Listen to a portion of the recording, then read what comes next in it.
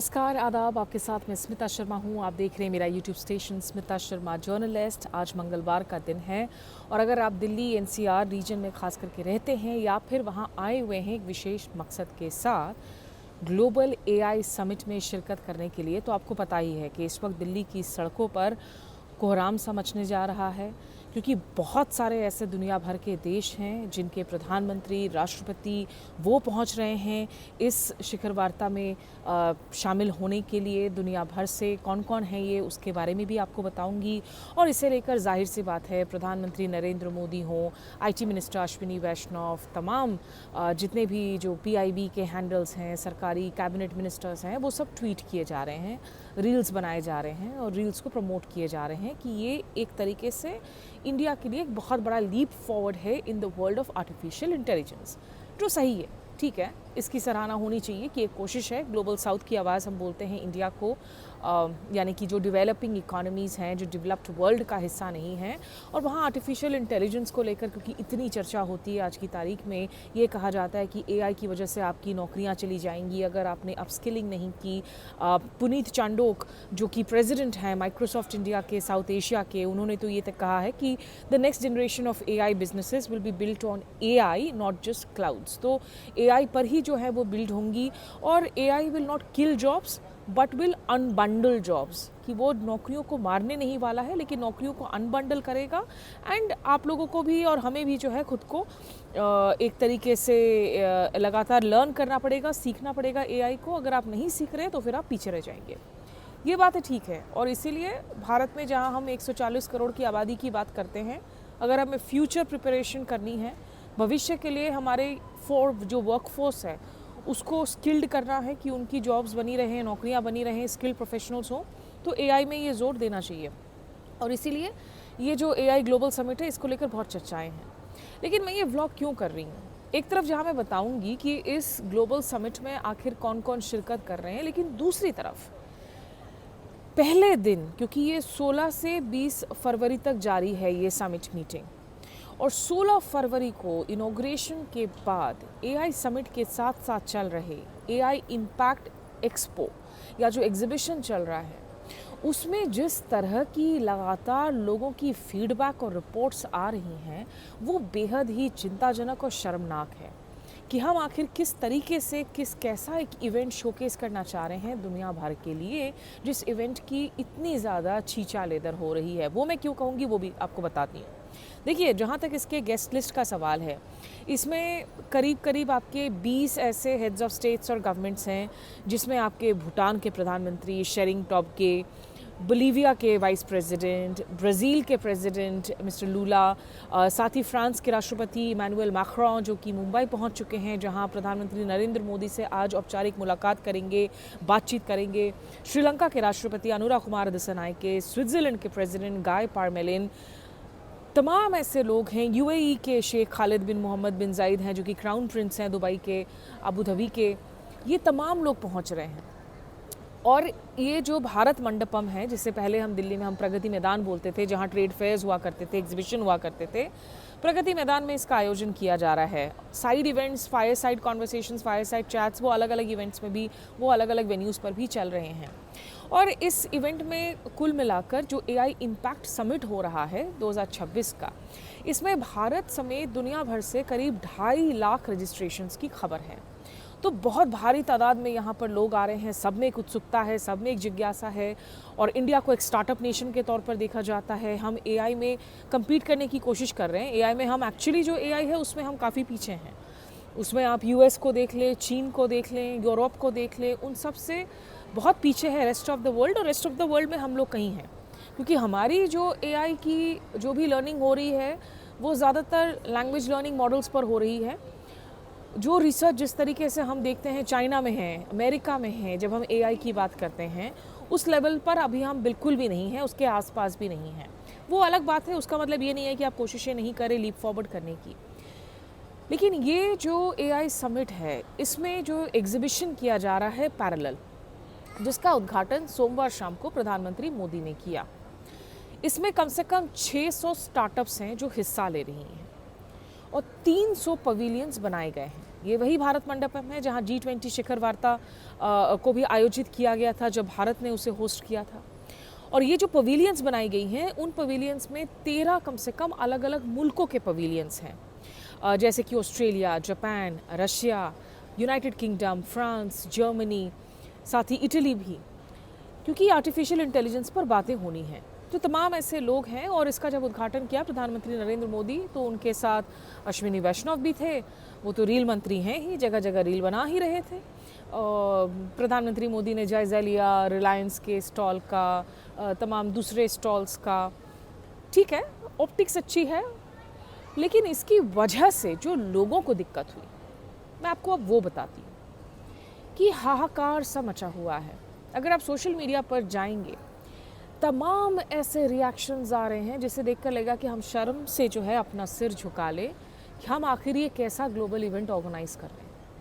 देखिए, मुझे दुनिया भर में बहुत ट्रैवल करने का मौका मिला है अपने 20 साल से ज़्यादा जर्नलिज्म के करियर में, और ख़ास करके चूँकि मैं विदेश नीति कवर करती रही हूँ, तो बहुत ग्लोबल कॉन्फ्रेंसेस मैंने कवर किए हैं। और चुनौतियाँ आ सकती हैं किसी भी लार्ज स्केल इवेंट में, लेकिन पहला तो आपको समझना होगा कि आपकी क्षमता क्या है। क्षमता के हिसाब से आप प्लानिंग करें। बस ढोल नगाड़ा बजा देने से जो है इवेंट ऑर्गेनाइज नहीं हो जाते हैं। अब मैं ऐसा क्यों कह रही हूँ? देखिए, धनंजय यादव हैं, ये को फाउंडर हैं और CEO हैं बैंगलोर बेस्ड नियोसेपियन के। अब नियोसेपियन क्या है? वो कहते हैं कि हम भारत का पहला ऐसा AI कंपनी है जो कि AI नेटिव वेरेबल्स बनाते हैं। आप पहन कर चलिए, वो आपके कॉन्वर्सेशंस को ट्रैक करेगा, वो आपकी जो भावनाएं हैं उसको एनालाइज करेगा। तो आर्टिफिशियल इंटेलिजेंस ये तमाम चीज़ें करने का वो दावा करते हैं कि वो पहली ऐसी कंपनी है। एक उनका नाम है, विवाद भी हो सकते हैं, उनके क्रिटिक्स भी हैं, और वो कहते हैं कि हम अनलिमिटेड मेमोरी के साथ आपको सुपर ह्यूमन बना रहे हैं। उन्होंने एक लंबा सा पोस्ट लिखा है ट्विटर पर, और जिसमें उन्होंने लिखा है कि वो जेन्युइनली एक्साइटेड होकर आए थे इसमें शिरकत करने के लिए। It was the first time the summit was being hosted in India. इसके पहले ये समिट का आयोजन ब्रिटेन, फ्रांस में हुआ है, कोरिया में हुआ है, और ये कह रहे कि भारत में पहली बार हुआ था। तो मैं पर्सनली आया था सपोर्ट करने के लिए इस इकोसिस्टम को, और सरकार ने जो राह चुनी है, जो विजन दिया है, उसको सपोर्ट करने के लिए। लेकिन उनके साथ जो हुआ उसको वो कहते हैं कि वो बहुत शॉकिंग था, क्योंकि दोपहर के 12 बजे वो कहते हैं कि सिक्योरिटी पर्सनल आ जाते हैं। प्रधानमंत्री मोदी के आने की बात है शाम के 5 या 6 बजे सोमवार शाम में। दोपहर 12 बजे से सुरक्षाकर्मी आते हैं और वो एरिया को खाली करवाने लगते हैं, जिसे हम कहते हैं सैनिटाइज करवाते हैं कि सिक्योरिटी चेक्स हो रहे हैं। उन्होंने कहा कि प्रधानमंत्री मोदी की जो विज़िट है उसकी वजह से हम ऐसा कर रहे हैं, 2 बजे होने वाली है तो हम इसको बंद करवा रहे हैं। तो यहाँ धनंजय यादव ने एक्सप्लेन किया कि भाई हम लोग भारत के पहले जो पेटेंट प्राप्त AI वेरेबल नियोसेपियन हमारी प्रोडक्ट्स हैं उसको हम बिल्ड कर रहे हैं, और हम उसको शोकेस करना चाहते हैं, प्रधानमंत्री को भी दिखाना चाहते हैं। तो एक ऑफिसर ने कहा दूसरों को कि आप इनको रहने दें, और फिर वो चले गए। लेकिन उसके बाद एक दूसरा ग्रुप आता है सिक्योरिटी का, और दूसरा ग्रुप आकर फिर उनको कहता है कि आप तुरंत इस हॉल को खाली कर दो, आप यहाँ से चले जाओ। तो धनंजय कहते हैं कि ऐसा लग रहा था कि मानो एक ग्रुप जो पहले आया था, बाद में जो ग्रुप आता है, उनके बीच में कोई कोऑर्डिनेशन नहीं थी। उन्होंने कहा कि धनंजय ने सिक्योरिटी वालों से पूछा कि ये जो हमारे सारे प्रोडक्ट्स हम लेकर आए हैं यहाँ एग्जिबिट करने के लिए, जाहिर सी बात है अब एग्जीबिशन में जाते हैं, कोई अगर ज्वेलरी वाला हो तो वो ज्वेलरी लेकर जाता है, गैजेट वाला हो तो गैजेट लेकर जाता है। उन्होंने कहा कि हम लोगों ने पूछा कि हमारे क्या ये जो वेरेबल्स हैं, जो गैजेट्स हैं, इनको हम यहीं रहने दें या इनको हम लेकर चलें। तो उन लोगों ने कहा, जो सुरक्षाकर्मी हैं, कि भाई यहाँ तो सब कोई अपना लैपटॉप वगैरह भी छोड़कर जा रहे हैं, आप चिंता ना करें, आप जाएं। तो उन पर विश्वास करके धनंजय यादव का ये दावा है, ये इनका पोस्ट है, उन्होंने कहा कि हम चले गए। एंड हो सकता है कि प्रधानमंत्री मोदी अगर वहाँ से गुजरे तो उनका ध्यान भी आए हमारी प्रोडक्ट्स की ओर। अब दोपहर 12 से लेकर शाम के 6 बजे तक आप सोच लीजिए, 6 घंटे तक आप एग्जिबिटर्स को बुलाते हैं, 300 पवेलियन बनवाते हैं, एग्जिबिटर्स को बुलाकर आप इन गेट्स को बंद कर देते हैं एग्जीबिशन हॉल की। क्यों? क्योंकि प्रधानमंत्री की सुरक्षा की तैयारी करनी है, प्रधानमंत्री को स्टॉल्स का जायज़ा लेना है। आम लोग भटक ही नहीं सकते हैं, दूसरे कोई भटक ही नहीं सकते हैं। और जो उनको कहा गया था शुरू में कि भाई 2 बजे तक प्रधानमंत्री आ जाएंगे, ऐसा नहीं होता है। तो 5-6 घंटे तक ये लोग हॉल के बाहर रहते हैं, जब वो बाहर आते हैं तो वो देखते हैं कि उनके तमाम वेयरेबल्स वो चोरी हो चुके हैं और इस बाबत उन्होंने वीडियोस पोस्ट की हैं खाली डब्बों की कि किस तरीके से उनका दुकान दिख रहा था। दूसरे लोगों ने भी इस वीडियो को डाला है सोशल मीडिया पर। तो उन्होंने कहा कि देखिए, हम अपनी फ़्लाइट्स की कीमत चुकाकर, अपनी अकोमोडेशन का खर्चा उठाकर, लॉजिस्टिक्स लेकर बूथ तक आए सिर्फ यही देखने के लिए कि इतने एक हाई सिक्योरिटी जोन में हमारे तमाम वेयरेबल्स वो चोरी हो चुके हैं। और अगर इस हॉल में सिर्फ और सिर्फ सुरक्षा कर्मियों का एक्सेस था तो आखिर ये कैसे चोरी हुआ। इस पोस्ट के बाद में, क्योंकि ये पोस्ट बहुत वायरल हुआ है, मैंने धनंजय यादव से कांटेक्ट करने की कोशिश की, उनसे बात नहीं हुई। लेकिन रेड माइक के जो जर्नलिस्ट हैं सौरभ शुक्ला, उन्होंने कहा कि उस मुद्दे पर बातचीत हुई है और पुलिस वालों ने देर शाम तक भी जो है कोई इस बाबत ना सूचना दी थी, ना जानकारी दी थी, ना कोई कांटेक्ट किया है धनंजय के साथ में। तो धनंजय कहते हैं दिस इज़ एक्सट्रीमली डिसअपॉइंटिंग, बहुत निराश है। अब देखिए, धनंजय अकेले नहीं हैं। मेरे सोशल मीडिया पर बराज ऑफ ट्वीट्स हैं इस वक्त जो इंसल्टिंग हैं to the idea of our nation, कि हम एक नेशन के तौर पर हमने बहुत बड़े बड़े इवेंट्स ऑर्गेनाइज किए हैं इस देश में। ये एक ग्लोबल समिट के तौर पर हम जिस इवेंट को शोकेस कर रहे हैं उसमें इतना मजाक उड़ाया जा रहा है हमारा। यावनिका शाह हैं, ये MBA हैं और जो वेंचर कैपिटल फर्म्स होते हैं VCs, इनकी पूर्व लॉयर्स भी रह चुकी हैं। ये लिखती हैं ट्विटर पर, Day 1 at the AI summit we are apparently building the future, कि हम शायद भविष्य का निर्माण कर रहे हैं, इसलिए हम लोग को बुलाया जा रहा है, इतनी AI को लेकर बज़ है। लेकिन ना पानी है, ट्रैफिक ऐसा लग रहा है कि मानो कोई उत्सव भी चल रहा है, कोई विरोध प्रदर्शन भी चल रहा है और शादी की बारात भी है। भेड़ बकरियों की तरह भीड़ है लोगों की, लंबी लंबी किलोमीटर लंबी कतारें हैं, क्योंकि आपने भाई सबको न्योता दे दिया, आपने सबको कह दिया भाई सब आ जाओ, एंट्री फ्री है, तो सब आ गए। लेकिन आपकी उतनी क्षमता ही नहीं थी कि आप इस भीड़ को कंट्रोल कर सके। वो आगे लिखती हैं कि AQI को देखकर, जो एयर क्वालिटी इंडेक्स है, क्योंकि इतने लोग आ गए हैं तो जाहिर सी बात है घुटन हो रही है, ऐसा लग रहा है कि एक रियल वर्ल्ड सिमुलेशन हो रहा है। इतने लंबे लंबे कतार हैं कि लोगों को घुसने के पहले शायद अपने ही ब्रेकफास्ट सेशन की ज़रूरत है, कि वहाँ कतार में खड़े खड़े ही जो है कुछ लोग आकर उनको संबोधित कर दे, वो वहीं खड़े खड़े ब्रेकफास्ट कर दे। और फूड काउंटर्स पर, जो F&B काउंटर्स है, उस पर उनका कहना है कि सिर्फ कैश चल रहा है। मतलब आप भारत में जब आप AI की बात करते हैं तो आप एक तो उसमें आप फिनटेक कंफ्यूज करते हैं। समिट के ऑर्गेनाइजर्स जब प्रेस से बात कर रहे थे तो वो एग्जांपल दे रहे थे कि देखिए हमारे पास आधार है, UPI है, जो एक्चुअली फिनटेक है। It's not so much AI, लेकिन आप AI कंबाइन करके इसमें आप बात कर रहे हैं, ठीक है। तो आप जहाँ पर आधार और UPI की बात कर रहे हैं, वहाँ पर आपके फूड काउंटर्स में इस तरह के इवेंट में डिजिटल पेमेंट्स का ऑप्शन नहीं, या अगर है भी तो इंटरनेट नहीं चल रहा। तमाम लोग आके कंप्लेन कर रहे हैं कि इंटरनेट कनेक्टिविटी बड़ी प्रॉब्लमेटिक हो गई। आप सोचिए, आप AI की बात कर रहे हैं, इंटरनेट का नहीं होना, डिजिटल ट्रांजैक्शंस का नहीं हो पाना। और तो वो आगे लिखती है कि क्या हम मे बी AI को ही यूज़ कर सकते हैं इस इवेंट को मैनेज करने के लिए, समिट को मैनेज करने के लिए। प्लस देखिए, यहाँ पर बहुत सारे बड़े बड़े जो वेस्टर्न आपके बिग टेक कंपनीज़ हैं, उनके CEOs के, फाउंडर्स के आने की बात है, जिसमें कि गूगल की बात करें हम, या NVIDIA, जेनसेंग हुआंग। लेकिन जेनसेंग हुआंग ने लास्ट मिनट में पुल आउट कर लिया इस समिट मीटिंग से। उन्होंने लिखा था कि बिकॉज ऑफ अनफोर्सिन सर्कमस्टांसेस हम नहीं आ पा रहे हैं। तो वो पूछती हैं कि आखिर जेनसेंग हुआंग को क्या पता चल गया था क्या कुछ खास, जिसकी वजह से इन्होंने पुल आउट किया, क्योंकि ऐसा लग रहा है कि ये तो फोरसाइट है, वो विजनरी थे। तो ये कह रही है बेसिकली कि हमें भी शायद पुल आउट कर लेना चाहिए था, वहाँ आकर वो अफसोस कर रही हैं। मैत्रेय वाघ ये बिल्ड करते हैं राउटर, इनकी प्रोफाइल में लिखा हुआ है for every voice AI connection.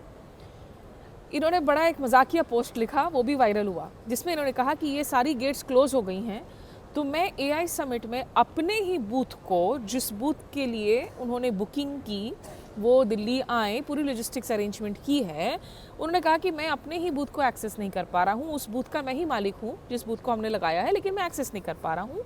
तो अगर आप भी बाहर ही फंसे हैं और आप बोलना, जो कि उनकी प्रोडक्ट है, हमारे स्टॉल तक जाना चाह रहे हैं, तो आप DM कीजिए, हो सकता है हम कनॉट प्लेस में ही मिल लें, वहीं पर मिलकर जो है हम एक मिनी बूथ बना लेते हैं, चाय पर चर्चा कर लेते हैं। तो मजाक के अंदाज में कह रहे हैं, लेकिन आप सोचिए कि आप एक बूथ बुक करके आ रहे हैं, you looking forward to a global AI summit, और आप एक्सेस भी नहीं कर पा रहे हैं अपने बूथ को। उनके उस ट्वीट पर रिस्पॉन्ड करते हुए प्रशांतो, जो कि एक टेक पॉलिसी पर्सन है, एक्सपर्ट हैं, उन्होंने कहा कि yep this too happened, exhibitors locked out of their stalls.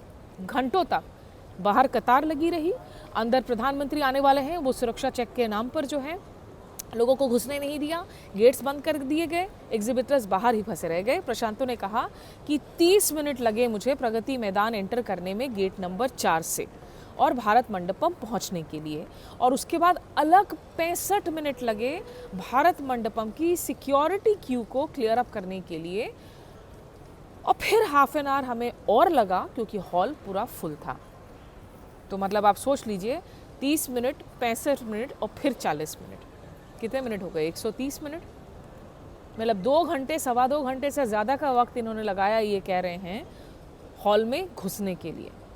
ये सारे वो लोग हैं जो चाह रहे थे वहाँ जाकर एआई समिट के बारे में बात करें, इंडिया का एक नाम हो रहा है उसके बारे में अखबार में आर्टिकल्स लिखें। अरुण पद्मनाभन ये जर्नलिस्ट हैं, इन्होंने कहा डे 1 रिकैप, ये वही बात कह रहे हैं, लॉन्ग क्यूज़, लंबी कतारें, एक सेशन से, क्योंकि बहुत सेशंस चल रही हैं अलग अलग हॉल से भारत मंडपम में, कुछ ब्रेकआउट इवेंट्स हो रहे हैं, कुछ मेन इवेंट्स हो रहे हैं। भारत मंडपम के अंदर अगर आप जद्दोजहद करके 1.5-2 घंटे बाद पहुंच भी गए हैं तो उसके बाद भी एक वेन्यू से दूसरे वेन्यू में जाने में आपको अलग आधे घंटे, 40 मिनट, 1 घंटे का वक्त लग रहा है। इतनी मारामारी है। फूड एंड बेवरेजेस काउंटर में यूपीआई नहीं है, अरुण पद्मनाभन भी कह रहे हैं। एंड एग्जिबिटर्स स्टॉल से बाहर हैं। उन्होंने कहा कि मैंने आज 20,000 फीट जो है, आमतौर पर हम कहते हैं ना कि हेल्दी रहना है तो 10,000 फीट चल लो, वो कह रहे हैं हमने 20,000 कदम जो है आज चल लिए सिर्फ एग्जिस्ट करने के लिए, ताकि मैं सर्वाइव कर सकूं। तो ये पूरा का पूरा जो है ऐसा लग रहा है कि तबेले में आपने बदल दिया है, गाय भैंसे घोड़े सब मौजूद हैं। पुनीत जैन ये फाउंडर हैं रीस्किल के, इनका कहना है कि 3,500 से ज़्यादा हैकाथॉन्स में ये शिरकत कर चुके हैं। इन्होंने भी कहा कि सुबह 7 बजे से कतारें लगी, 9 बजे से एंट्री हुई, 12 बजे से सबको खाली करवा दिया गया, हॉल को खाली करवा दिया गया। घंटों तक ये प्रक्रिया चलती रही सिक्योरिटी के नाम पर। प्रधानमंत्री आते हैं शाम के 5 बजे और डे 1 आपका ख़त्म हो जाता है जब तक प्रधानमंत्री जाते हैं। Meanwhile exhibitors, delegates, startup founders, मतलब जिन लोगों के लिए एग्जीबिशन है, जो लोग चाह रहे हैं कि दुनिया भर से जो तमाम नेता आ रहे हैं उनको अपने प्रोडक्ट्स एग्जिबिट कर सके, वो लोग बाहर खड़े हैं। ना पानी है, ना कोई जानकारी है, ना कोई सूचना है। मीडिया जो है वो सेलिब्रेशंस दिखा रहा है, हर जगह रील दिखा रहा है कि देखो हम कितने एक बड़े कामयाबी से जो है एक हम बड़े इवेंट को ऑर्गेनाइज कर रहे हैं, लेकिन ग्राउंड रियलिटी दरअसल केओस है। ये कह रहे हैं पुनीत जैन, जो कि खुद फाउंडर हैं। This is not how we build India's AI future. इतने सारे इस तरह के पोस्ट्स हैं। कृतिका कपूर वो कह रही हैं कि लिटरली मैं ज़मीन पर बैठी हुई थी, मैं कूल कंटेंट बनाने के लिए आई थी, ज़मीन पर बैठी हुई थी। सौम्या वो कहती हैं कि एआई समिट में पानी ही नहीं है पीने के लिए या इवन फॉर वॉशरूम्स। धनंजय कह रहे हैं वेरी पुअरली ऑर्गेनाइज्ड। लेयर केंजी के नाम से एक ट्विटर हैंडल है, उनका पोस्ट भी बड़ा वायरल हो गया। वो भी कहते हैं कि वो फिल्म मेकिंग करते हैं, स्टोरी टेलिंग करते हैं, Web3 क्रिएटर हैं। उन्होंने कहा कि एआई इस इवेंट में जो आइटम्स प्रोहिबिट किए हैं, बैग्स, बेसिकली आप खाली हाथ आइए एक लंबे पूरे दिन के इवेंट के लिए। गाड़ी की चाबी मत लेकर आइए, अगर आपने गाड़ी पार्क की है कहीं तो आप गाड़ी की चाबी फेंक दीजिए, क्योंकि गाड़ी की चाबी अलाउ नहीं कर रहे हैं सिक्योरिटी वाली। लैपटॉप्स, मतलब आप सोचिए ये कितना हास्यास्पद है कि एक टेक इवेंट हो रहा है और वहाँ लोगों को कहा जा रहा है कि आपकी लैपटॉप की एंट्री नहीं है। बिना लैपटॉप के लोग आएंगे अपने टेक इवेंट में एआई की बात करने के लिए, जहाँ प्रोडक्ट डिज़ाइंस कर रहे हैं, प्रोडक्ट बिल्ड कर रहे हैं। ईयरबड, आपको सुनना है नहीं सुनना है कोई ज़रूरत नहीं है, मत सुनो यार। आप वो जो पूरा कन्फ्यूजन है, जो पूरा नॉइज़ है, आप उसमें ईयरबड कौन बना करता है यार। मैं इतने चले गई हूँ इवेंट्स में, ईयरबड बना कर रहे हैं आप। फूड एंड वाटर कह रहे हैं कि आप क्या पिकनिक के लिए आए हैं। सिक्योरिटी वाले शायद आपको पूछेंगे, जाइए छोड़ कर रहिए, आप यहाँ आइए, भूखे रहिए, थोड़ा भूखे पेट भजन करेंगे तभी जाकर जो है एआई की दुनिया में आप नाम रोशन कर सकेंगे ना। शार्प ऑब्जेक्ट्स तो खैर वो तो आप ला ही नहीं सकते हैं, और पैनल डिस्कशन में पता नहीं कितने शार्प क्वेश्चंस आप पूछ पा रहे। देखिए, एक पूर्व जो बड़े सीनियर डिप्लोमेटिक फेस हैं उनसे हमारी बात हो रही थी एक सूत्र से, और वो कह रहे थे कि ये पूरी तरीके से एक बारबैरिक इनकॉम्पिटेंस देखने को मिला है।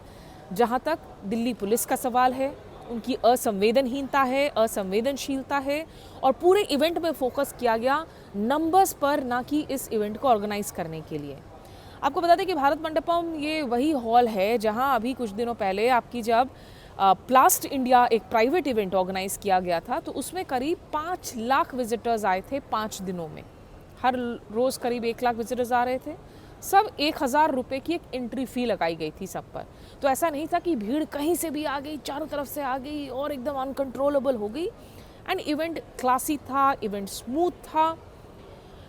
तो ये जो कहा गया था लोगों को कि आप इसी तरीके से प्लास्ट इंडिया ख़त्म हो रहा है, जो हमें सूत्र बता रहे हैं कि ये 10 तारीख को ख़त्म हो रहा है और उसके बाद कम से कम 5 दिन इसकी बेसिक इंफ्रास्ट्रक्चर को डिसमेंटल करने में लगेगा। ये जो डेट्स हैं थोड़ा सा आप उसको पीछे कर दीजिए, इतनी जल्दी मत रखिए, थोड़ा और इवेंट के बारे में आप सोच लीजिए। ये बातें कही गई थी सरकार को, लेकिन इन बातों को जो एडवाइस दी थी जिन कमिटीज़ ने, उसको खारिज कर दिया गया। तो भाई एआई की तो हम बात कर रहे हैं, लेकिन ये तो आर्टिफिशियल इंटेलिजेंस छोड़ दीजिए, कॉमन इंटेलिजेंस भी नहीं है हमारे इस इवेंट में।